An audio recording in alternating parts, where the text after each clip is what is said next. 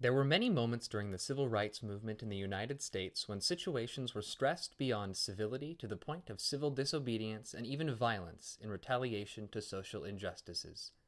The LA 1965 Watts riots, or the Detroit and Newark 1967 riots during the long, hot summer, come to mind first, and not for lack of reason.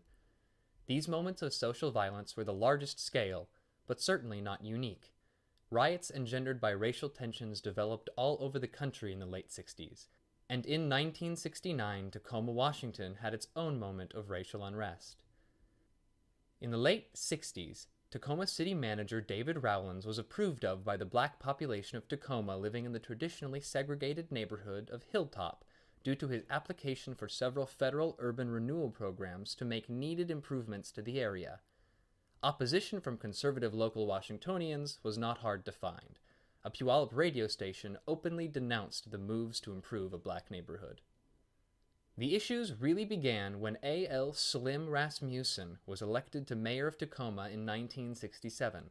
His main goals in office were to decrease federal funding, lose Rowlands his job, and dismantle the city manager and human relations portions of the Tacoma government altogether. He finally succeeded in taking a step too far with the black community by needlessly getting in the way of a model city's planning grant meant to improve the hilltop. The resulting frustration came to a head on Mother's Day evening, 1969, when officers Knack and Jackson of the TPD attempted to rearrest a black man in the Hilltop neighborhood when a woman from a window allegedly shouted, "Police brutality!" This led to a violent confrontation during which gunfire wounded Officer Knack. The ensuing riot lasted all night, but black community leaders like Harold Moss and James Walton were able to quell the violence by morning. Walton would go on to be the first black mayor of Tacoma.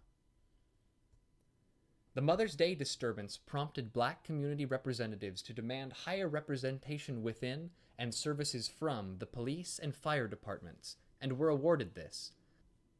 Rasmussen lost the election in 1969, and the next year his city council was ousted and replaced by popular vote. Harold Moss would become a city councilor in 1971.